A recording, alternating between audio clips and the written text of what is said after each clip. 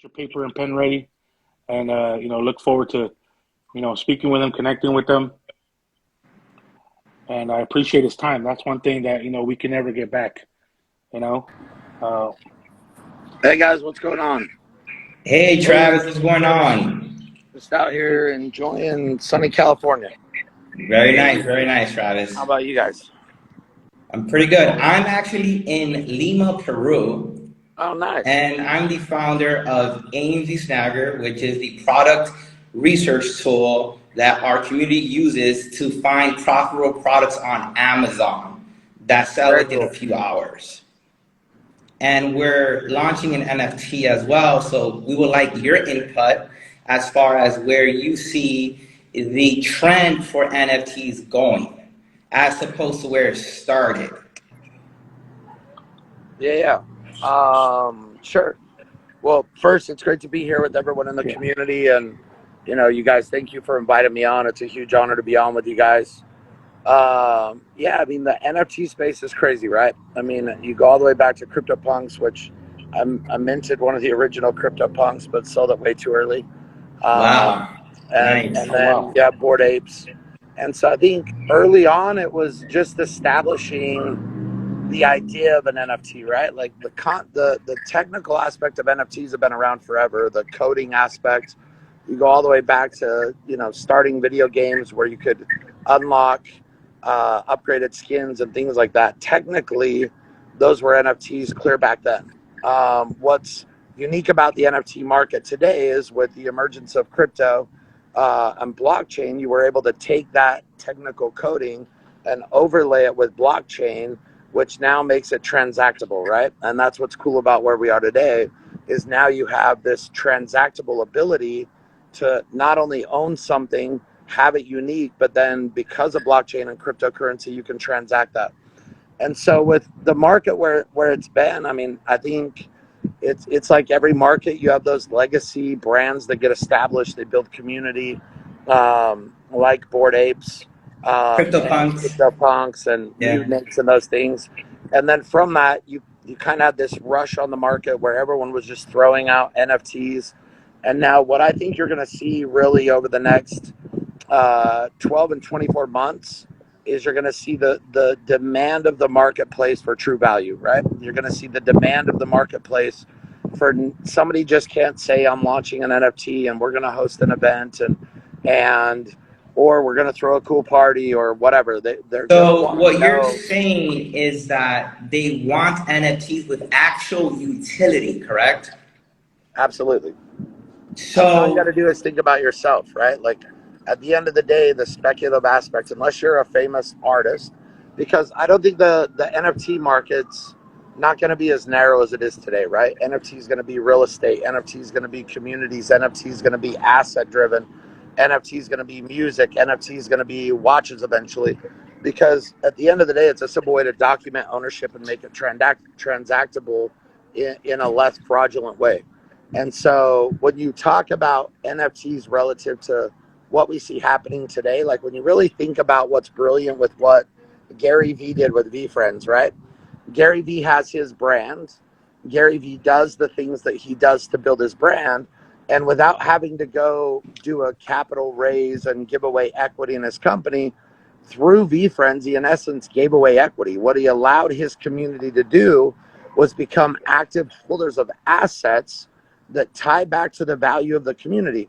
So as he grows the value of his community, those people that own VeeFriends have an asset that's also growing in value, right? So in essence, they become shareholders of the brand without having to pretty much become shareholders. What we're actually doing here, right, is we are launching a collection of only 300 AMZ Snagger version 2 NFTs, right? That NFT is going to be used to authenticate yourself into the application so that we can make it truly exclusive to the community.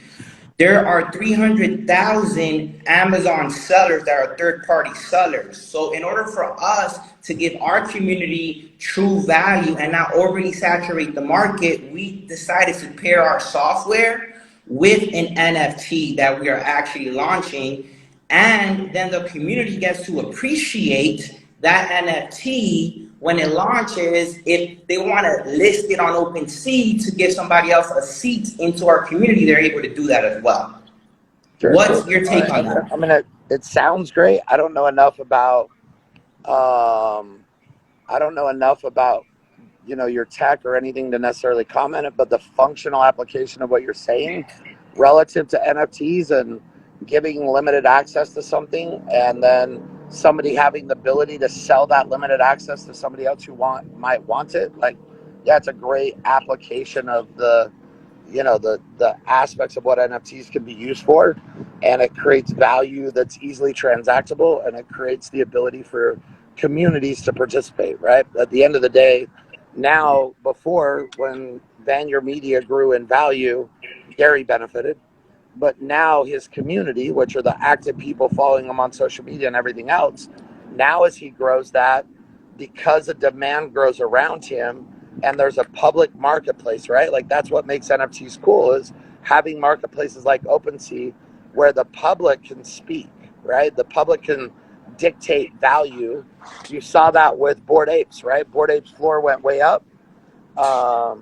They fucked up their technical launch of their land sale. There's a lot of nonsense around it, and their floor price dropped. And that's the public saying, hey, we're not voting that was good. And they're voting with their dollars. So they're either selling at a lower price their apes, people are buying them at a lower price because long term they believe in the value of the community.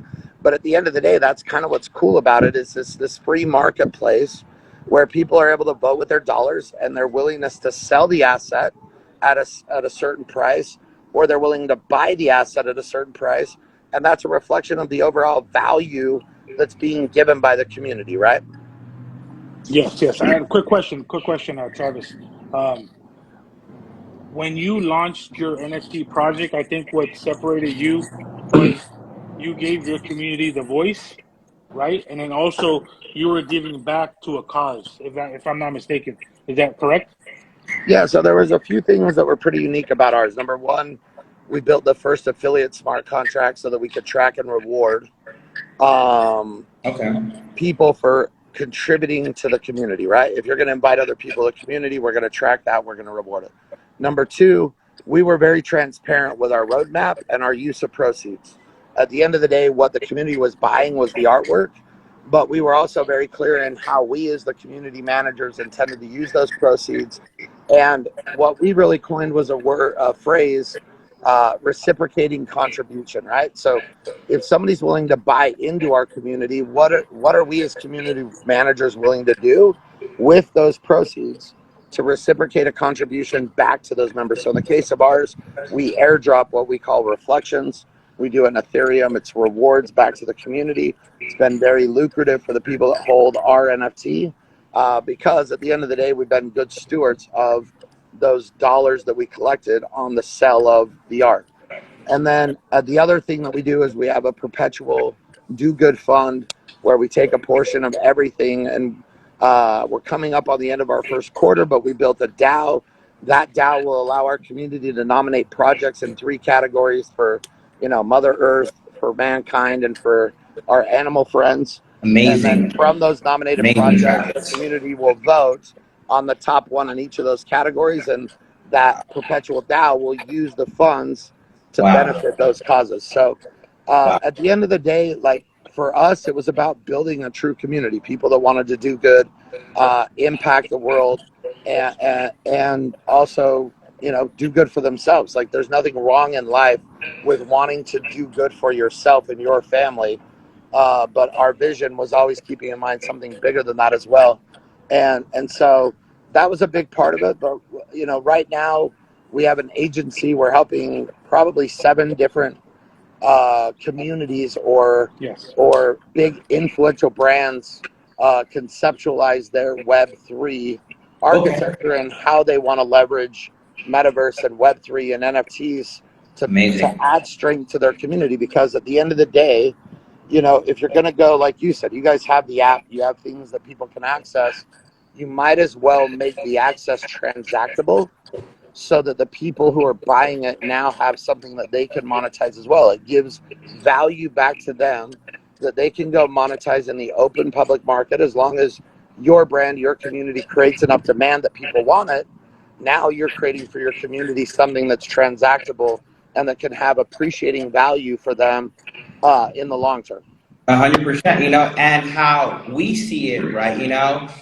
It's that by a member of the community purchasing our NFT, they're in essence owning a share of the company.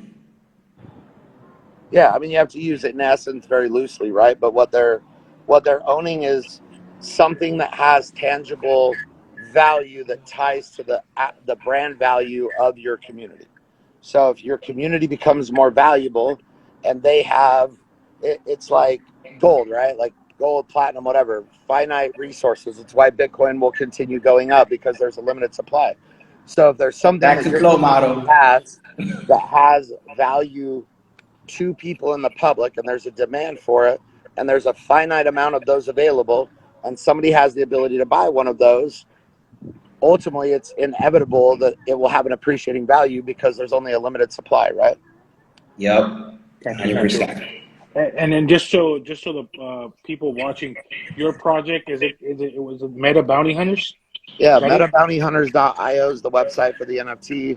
Metalabsagency.com is our agency that's helping people. We have a full tech marketing, like all the way from conceptualization to delivery of mint on NFT projects. We have some really exciting projects we're actually helping. We'll be in a week or two launching Sean Whalen's NFT and just some other great people that have great communities that want to use blockchain and NFTs as a way to improve their community engagement, which I'm excited about. I think it's an awesome thing that Phenomenal. we get to be a part of today. That now not only can we build massive communities, but we can build them on an architecture that allows those people that are contributing to financially be rewarded for it. Wow. And then Amazing. one question: what do you think? I think that obviously the not hiding behind the NFT project is a big one, and I think that's something that you guys did when starting your Being fully project. doxxed, right? Yeah, Yeah, being unless founders are fully doxxed, unless they have a really clear roadmap of what they're committing to for the next 3 to 5 years, I think any project that doesn't have that, you're going to see them start dying off really fast, and you're going to see the market not being willing to buy in on the on the mints, because at the end of the day, you'll always have the hype aspect of people flipping and selling. You still see shit coins getting launched today, but it's a Yeah. gamble, right? Like I'm Yep. near a casino, I could also go throw 100,000 on black. My odds are probably Yep. better throwing the 100,000 on black than throwing them on random ass NFT projects. But I think as a functional, as the market matures, true projects that have docs founders that have real roadmaps that intend to deliver real utility, this is a great vehicle for those people because they're giving those people that participate a way to financially be a part of growing that community. Yeah. awesome, You know, awesome.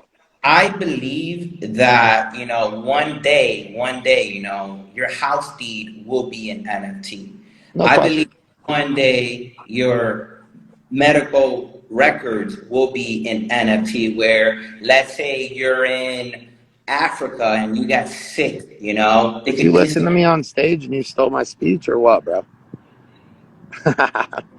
I'm just joking. I say that I give the Africa on stage example a lot, but You, I agree with you.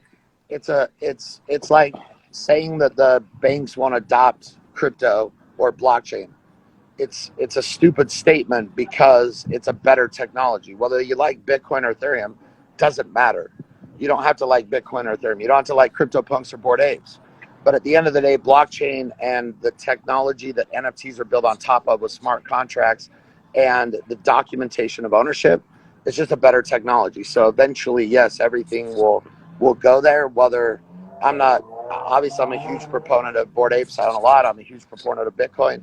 But whether you believe that or not is irrelevant to the conversation of whether blockchain and smart contract assets are something of the part of our future. All right, guys, I got last time for one last question here, and then I got to jump. hey, Travis, thank you very much. First of all, for joining us. One last question, real quick, and it's regarding. I think mentorships. You're a big advocate towards mentoring and level. You know, was Dan Fleshman one of your first mentors, or no? He was just one of a good friend that helped you grow, maybe in the marketing side, or maybe another I mean, mentor. he wasn't one of my first mentors because Dan and I met later in my career, but he's definitely a mentor to me for sure. And I'm a huge proponent of.